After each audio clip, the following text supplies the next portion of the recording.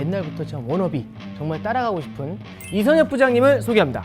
스토리텔러가 되고자 해서 됐던 건 아니고요. 이게 사실 주식시장하고 연관이 되는 건데 그런 비용을 마련해야 되는데 그게 불가능합니다. 그런데 조금 재밌는 게 있습니다. 더 재밌는 건 뭐냐면 유일하게 지금 쓸 수 있는 카드라는 건 기업과 시장의 몸부림이 전 시작됐다라고 생각을 해요. 새로운 산업의 태동도 저는 놓치면 안 된다라고 생각을 하고 있는 거죠.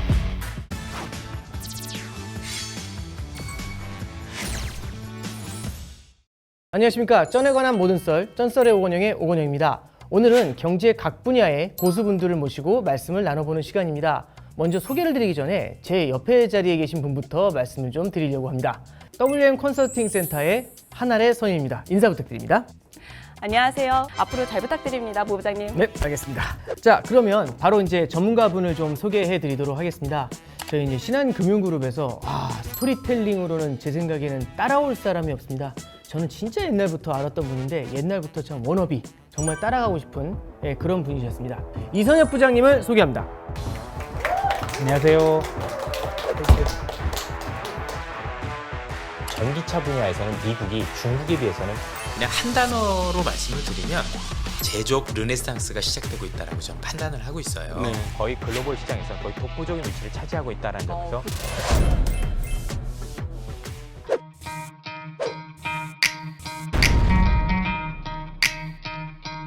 직접 좀 소개를 한번 부탁드리겠습니다. 예, 안녕하십니까. 저는 현재 신한금융투자 영업부에서 근무하고 있는 이선엽 부장이라고 합니다. 저는 이제 신한금융투자에서 한 15년 정도 애널리스트, 그래서 투자 전략 팀장을 했었었고요.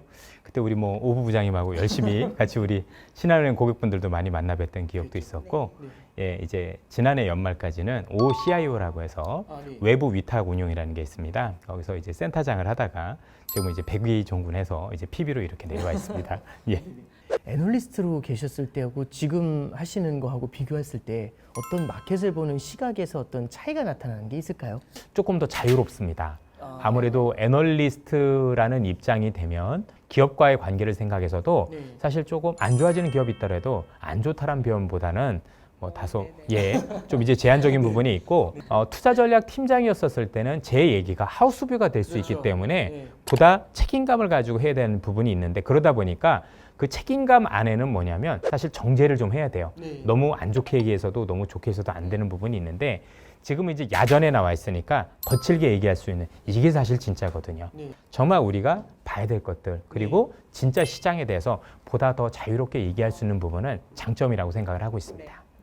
저는 부장님을 뵈면 정말 천재적인 스토리텔러라는 그런 이미지가 떠오르는데요. 마치 아니신데요. 예.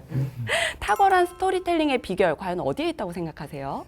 이 주식 시장에 있다 보면 어쨌든 좋은 기업을 발굴을 해서 장기적으로 들고 가서 수익을 내야 되는 게 저희들의 임무라고 생각을 하고 또 고객들한테 그런 비전을 제시를 해줘야 되는데 그러려면 수많은 세상의 변화도 알아야 되고 또 이 기업이 또는 시장이 장기적으로 오를 수 있다 또 내릴 수 있다라는 거에 대해서 그림을 많이 그려줘야 됩니다. 그러기 위해서는 많은 정치, 경제, 문화, 기술적인 부분을 다 알아야 되고 이런 부분을 종합을 해서 사실 이야기로 만들어서 고객들이 느낄 수 있게끔 하는 게 굉장히 중요하다고 생각을 했어요. 그래서 이런 것들을 연결을 시켜서 어떻게 시장이 연결이 되는지 그리고 그게 기업의 실적에 어떻게 연결이 되는지를 우리 고객들한테 또는 투자자들한테 알려주려고 많은 노력을 했었고 이런 부분들이 제가 스토리텔러가 될 수 있었던 배경이라고 생각을 하고 있습니다. 네, 저기 이제 결국에는 스토리텔링도 되게 중요한데 결국에 대화라는 건 듣는 사람도 중요하고 말하는 컨텐츠 프로바이더도 중요하잖아요.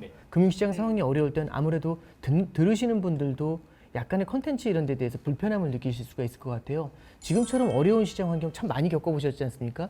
이럴 때 커뮤니케이션, 무엇에 초점을 맞추고 하시는 게 가장 좋다고 보시나요? 여러 가지 초점을 맞춰야 된다고 생각하는데 가장 중요한 건 현재 일어나고 있는 현상에 대해서 솔직하게 인정하는 게 제일 중요한 것 같아요.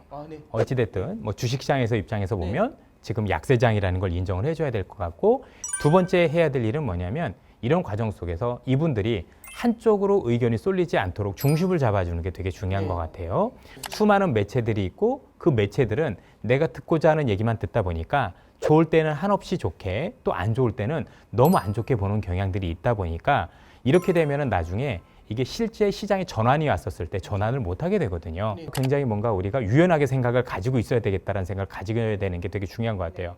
이런 대응과 관련해서 시장을 면밀히 검토를 하면서 과연 우리가 생각하는 게 최악의 시나리오로 가고 있는지 또는 뭔가 돌파구가 있는지 없는지에 대한 고민을 통해서 이런 것들의 어떤 변화가 생겼었을 때 투자자들한테 이런 변화가 생겼으니 기존에 있던 대응 시나리오를 변경을 해야 될 겁니다라고 해서 유연하게 대응할 수 있도록 대응에 초점을 맞추는 게 훨씬 더 유리하다고 생각을 하고 있습니다.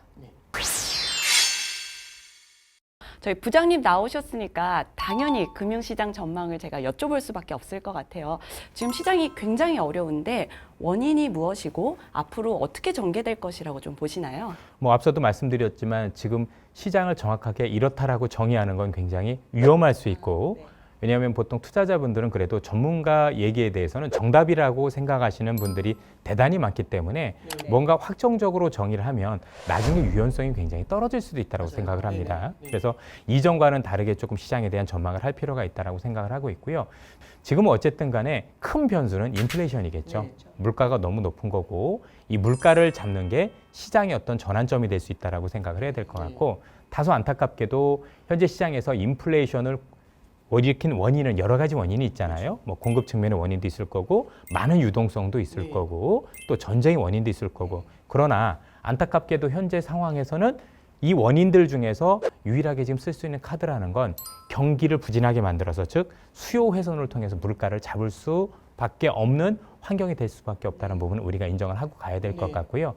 조금 더 약간 뭐 긍정적인 얘기를 드리자면 올 연말로 갈수록 지금 말씀드렸던 긴축 이외에 중국이나 아니면 전쟁과 관련된 변수는 다소나마 우려했던 것보다는 나아질 개연성이 현재는 높다라고 보고 있고 혹시 그게 얼마나 구체화되는지 지금 조금씩 면밀히 모니터링하고 있다라고 보시면 될 것 같습니다. 그러면 어떤 의미에서는 부장님께서는 경기 침체의 가능성도 열어놔야 되는 거 아니냐 이렇게 보시는 건지 그리고 만약 그 가능성을 연다고 봤었을 때 이게 금융시장에는 어떻게 연결된다고 보시는지 그걸 좀 갖다 해보도록. 우선 기본적인 시나리오는 경기 침체를 일정 부분 가지고 와야 우리가 생각하는 물가가 꺾일 거라고 생각을 하고 있어요. 오히려. 그래서 지금은 제일 중요한 게 물가를 잡는 것만큼이나 중요한 게 이 물가가 올라올 수는 싹을 자르는 것도 저는 굉장히 중요하다고 생각을 해요. 그런데 조금 재밌는 게 있습니다. 자, 이렇게 당연히 경기가 침체가 오게 되면 우리는 침체가 오는 만큼 수요가 줄기 때문에 경기가 굉장히 안 좋은 거니까 주식시장도 굉장히 크게 빠질 거라는 생각을 가지는 게 일반적인데 지금은 이전과는 상황이 많이 다릅니다. 이전에 우리가 알고 있었던 경기 침체는 대부분 경기가 좋을 때 발생을 하죠. 경기가 좋을 때 너무 경기가 좋아서 사람들은 앞으로도 경기가 좋을 거라고 생각을 하니까 설비 투자를 과잉으로 하지 않습니까? 그렇죠. 그런 상황에서 연준이라든가 중앙은 금리를 올려서 수요를 훼손을 하고 그게 정점에서 만나게 될 때 각 기업들은 너무나 많이 쌓인 재고를 처리를 하고 또 현재 너무나 많은 이 과잉 설비 투자를 구조조정하는 과정에서 경기 침체가 길어지고 기간이 길어졌던 게 일반적인데 지금 미국에서 유일하게 설비가 과잉된 데는 사실 빅테크 기업밖에 없는데 빅테크 기업들은 유형의 자산이 없어요. 구조조정해야 될 설비가 없습니다. 그래서 이전과는 다르게 설비 투자 구조 조정하는 과정이 생략된다는 게 굉장히 중요합니다. 더 재밌는 건 뭐냐면 연준이 지금 얘기하는 게 우리한테 얘기하는 게 이런 거죠. 앞으로 경기 침체가 올 거야. 안 와도 내가 만들어서 물가를 꺾을 거야를 얘기하다 보니까 기업들이 선제적으로 대응을 하고 있어요.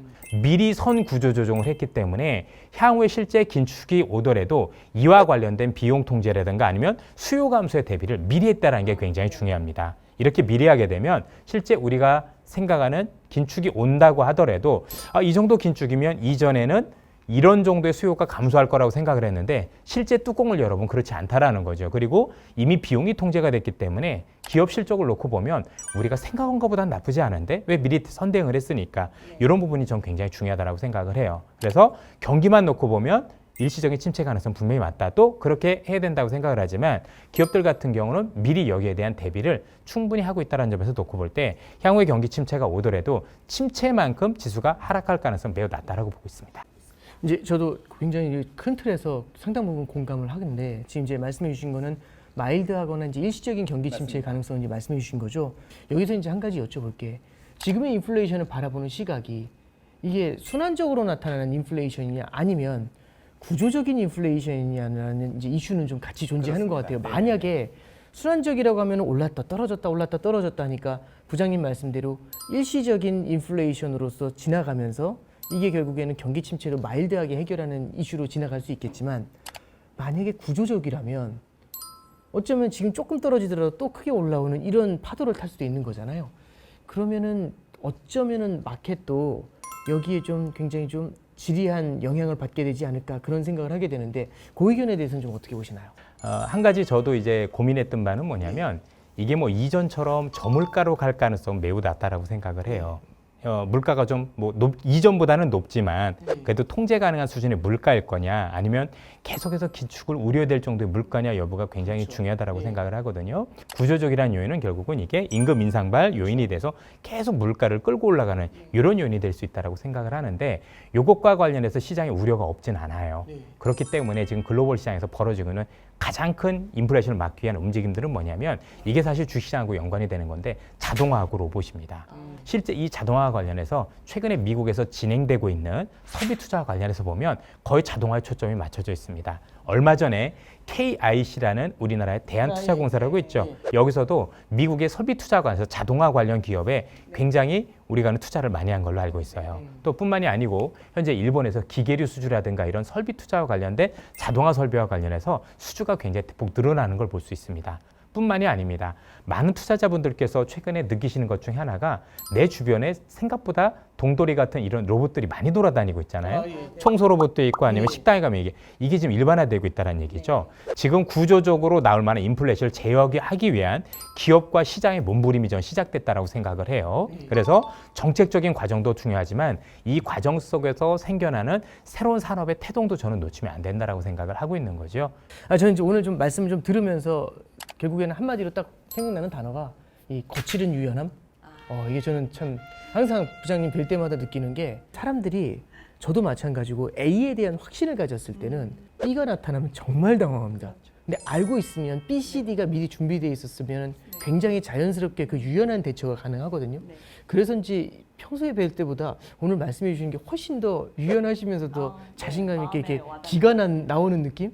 그런 걸 좀 많이 받은 것 같습니다. 투자라는 게 굉장히 유연해야 됩니다. 다소 좀 말씀을 드리면 항상 시장에는 긍정론자와 비관론자가 존재를 하게 됩니다. 재밌는 부분들은 비관론자가 돈을 벌었던 사례는 없습니다. 주식시장에 이런 말이 있습니다. 긍정론자는 부를 얻고 비관론자는 명예를 얻는다는 얘기가 있죠. 그래서 너무 극단론적인 비관론은 좀 자제를 하실 필요가 있고요. 항상 시장의 중심을 잡으시면서 항상 기회를 엿보는 그런 투자의 자세를 가지고 계시면 또 다른 기회는 항상 오는 거 아니겠습니까? 그 기회를 놓치지 않는 이런 투자의 자세가 좀 됐으면 좋겠습니다. 네, 이상 쩐썰의 고수 이선엽 부장님 모시고 말씀 나눠봤습니다. 감사합니다. 고맙습니다.